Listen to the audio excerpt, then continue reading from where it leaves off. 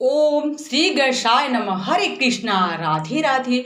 मैं कुसुम सिंह छत्राणी आप सभी का अपने चैनल शिव शक्ति में हार्दिक स्वागत करती हूँ।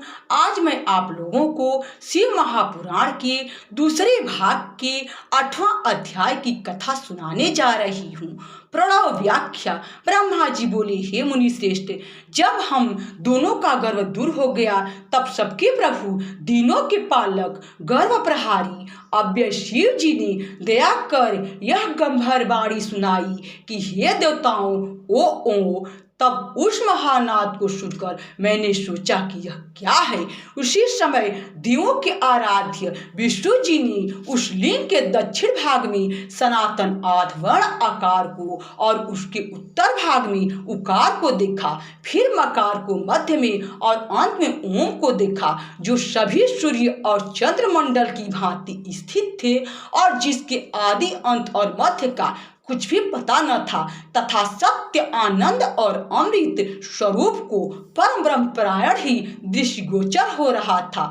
परंतु यह कहाँ से प्रकट हुआ है, इस अग्नि सदृश की हम परीक्षा करें और इसके नीचर की ओर जाकर देखें।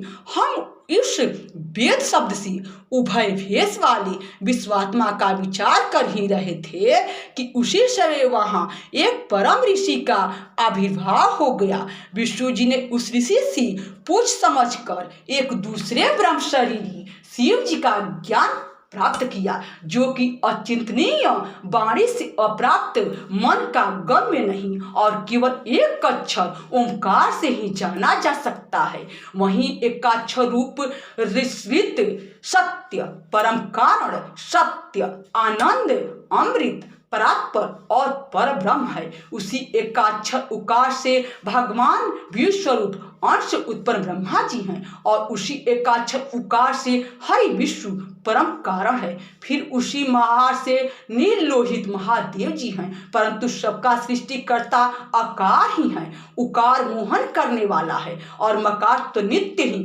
अनुग्रह करता है। मकार विभु और बीजी है एवं अकार बीज है। ऐसे ही उकार रूप प्रधान पुरुष ईश्वर हरि योनि अर्थात कारण है और बीजी बीज और योनि यह नाद संज्ञा वाले महेश्वर ही हैं। इन्हीं प्रभु बीजे के लिंग से आकार उकार रूप से योनि में गिरकर चारों ओर बढ़ने लगा। उससे सोने का अवेद अर्थात न जाने योग्य और अलक्षण अर्थात लक्षण से रहित एक अंड उत्पन्न हुआ, जो बहुत वर्षों तक जल में स्थित रहा है। 1000 वर्ष के बाद भगवान ने इनके 2 भाग किए। जब जल में स्थित इस अंड को ईश्वर ने व्याघात कर 2 भाग किया, तब इसका स्वर्णमय एक कपाल ऊपर स्थित हुआ, जिससे ध्रुव अर्थात स्वर्गलोक प्रकट हुआ और कपाल के नीचे के भाग से 5 तत्वों वाली पृथ्वी प्रकट हुई। फिर उस अंड से मकार नामक 4 भुजा वाले भव अर्थात शंकर प्रकट हुए, जो सब लोगों के रचयिता और वही 3 रूपधारी प्रभु हुए। इसी कारण यजुर्वेदीय इनको ओम ओम ऐसा कहते हैं। यजु के वचन सुन ऋक और साम ने भी सादर हे हरे ब्राह्मण कहा।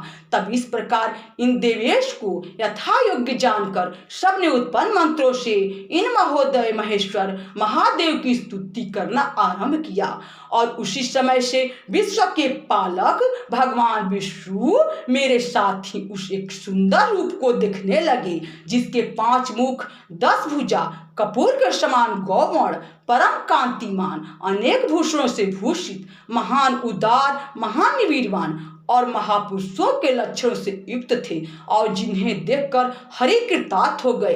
तब तक महेश्वर भगवान प्रसन्न होकर अपने दिव्य शब्दमय रूप से स्थित हो गए। उन अगुण गुणात्मा का शब्दमय रूप देखकर मैं भी बहुत प्रसन्न हुआ। फिर हम दोनों ने उन्हें नमस्कार किया।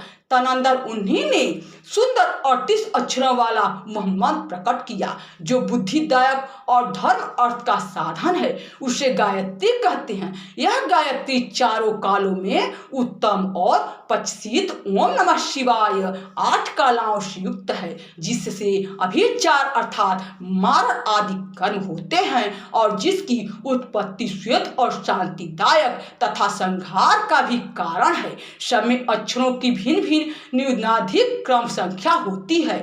इस श्रेष्ठ मंत्र के कुल 61 वर्ण हैं। फिर मृत्युंजय मंत्र है जिसमें ओम शु श ओम जू श अथवा त्र्यंबकम यजामहे इत्यादि कहा जाता है। इसके साथ ही पंचाक्षर मंत्र है जिसमें केवल नमः शिवाय मंत्र और क्षम्य चिंतामणि मंत्र और दक्षिणमूर्ति मंत्र उत्पन्न हुआ। पश्चात शिव का महावाक्य तत्त्वमसि नामक मंत्र हुआ और इन 5 मंत्रों को विष्णु जी ने ग्रहण कर जपना आरंभ किया।